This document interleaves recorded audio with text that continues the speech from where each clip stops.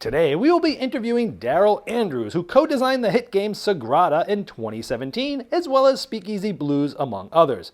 This design team also designed Gangster's Dilemma, which is an Eagle-Gryphon game, new release, and is available now. He's collaborated with a variety of designers and industry experts, and when he's not designing games, he can be found cheering on the Toronto Raptors, who of course are playing their games in Tampa, Florida this year when it's not suspended due to COVID-19. Apparently, Daryl likes dilemmas, and not just those with gangsters. Without further ado, let's welcome Daryl Andrews.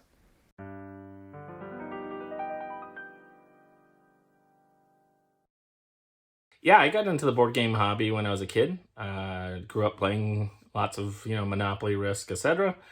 And then started to discover as I got older that there were more games than these. And even when I was younger, I bumped into games like Scotland Yard and thought those were really cool and they seemed different. And then as I got into, my kind of college years, then I discovered games like Catan and Puerto Rico, and I got hooked. I just loved these games, and I started discovering there was way more games than I thought there were. And I was finding these like weird game stores that had all kinds of titles that I'd never heard of, and I was recruiting my friends all the time to try out some new game. I'd buy it just reading something online and thinking like, hey, this game sounds cool. It's called Power Grid, like try it with me. And then we'd get hooked, and then we'd buy more maps, and we started just kind of having a group that we regularly met together. And then for me, after falling in love with games and starting to check out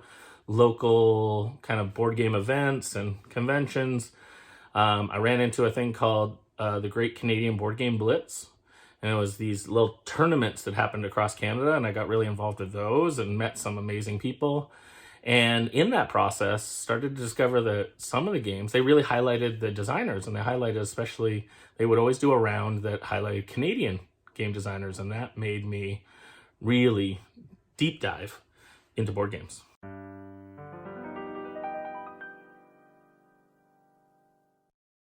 So yeah, Adrian and I met a couple years into me being a board game designer. I happened to move I was living in a city called London in Canada, and I moved to a nearby city called Kitchener.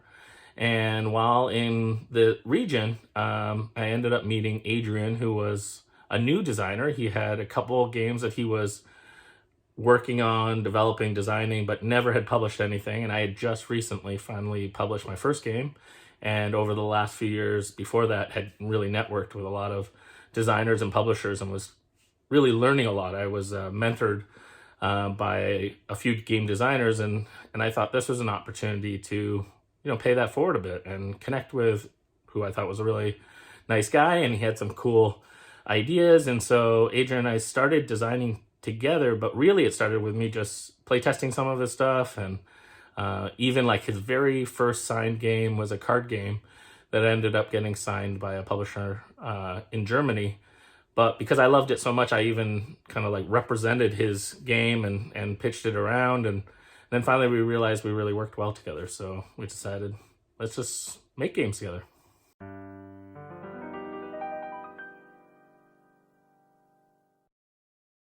So beyond games, I have a bunch of different hobbies. You can see I'm wearing a Toronto Raptors hat. I like basketball and other sports like baseball and football. So I really enjoy watching sports, and especially live, although who knows what that'll be like in the future. And beyond that, I'm a big movie fan. I got a new dog a little over a year ago, Lincoln, and so he's my little fur ball. We do a lot of hanging out and walking. And beyond that, board games are often on my brain. So even when I'm not designing, I'm enjoying playing them.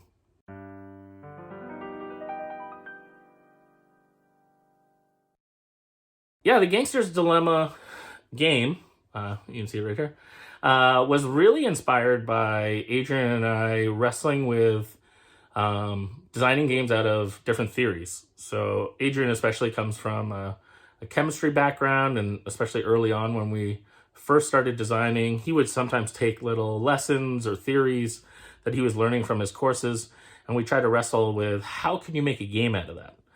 And that inspired a few different games of ours. But specifically, Gangster's Dilemma, we were thinking about the prisoner's dilemma. And this idea of you could either all work together and have an equal slice, but the temptation to kind of betray or speak, if you're the only one, then you enjoy the benefit. But if multiple people talk, then everyone loses that talked.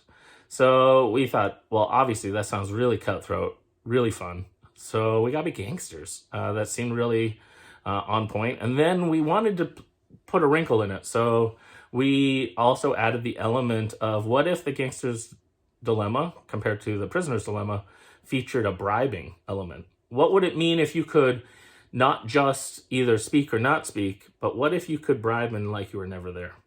And so that really helped to evolve and open up the design for us, and we had a lot of fun with that. And it took us a while because we really enjoyed playtesting and refining, and we had a bunch of other rules, and through playtesting, slowly chopped it down and found, where the fun is and where the focus was. So I can't honestly remember how long it took us to design, but because it was a few years ago, but we slowly refined it over a year or two, and then the process of finding a publisher and then getting it published and all that, it probably was a good 4 years ago that the journey started for that one.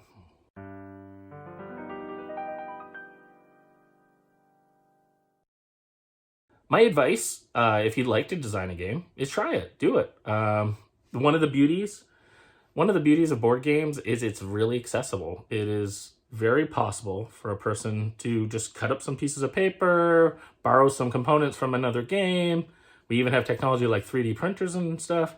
You don't need to go that far down the line, but whatever inspires and whatever is kind of fun, like try to make it. But my advice is get it out of your head and onto the table as fast as possible.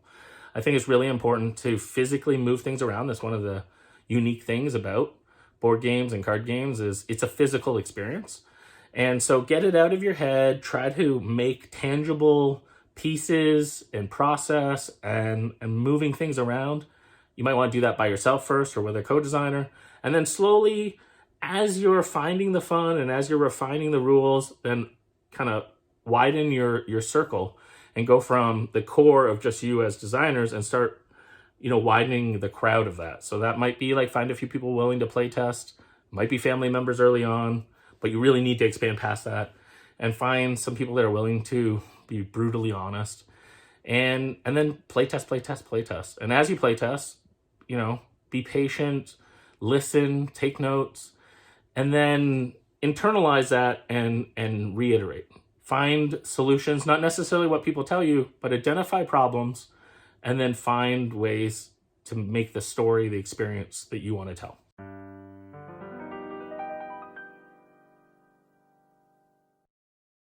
Well, I mentioned I'm a sports fan, so one of my dream themes would be to make a sports themed game. It could be, being sports agents. It could be stadium management. It could be running a team. I have a few other ideas too, but I would love to do a sports themed game. That's one of my dream licenses. Also, I've had the pleasure of working with a lot of cool licenses, but someday, I have some bucket list licenses I'd love to work on someday. So we'll see. Meanwhile, I'll just keep trying to make games. I really want to make, more than anything, I just want to make unique games, beautiful games, accessible games that tell good stories and also make everyone feel welcome at the table.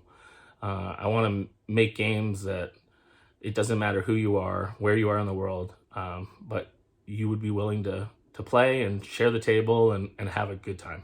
So that's my focus on what my future themes will be.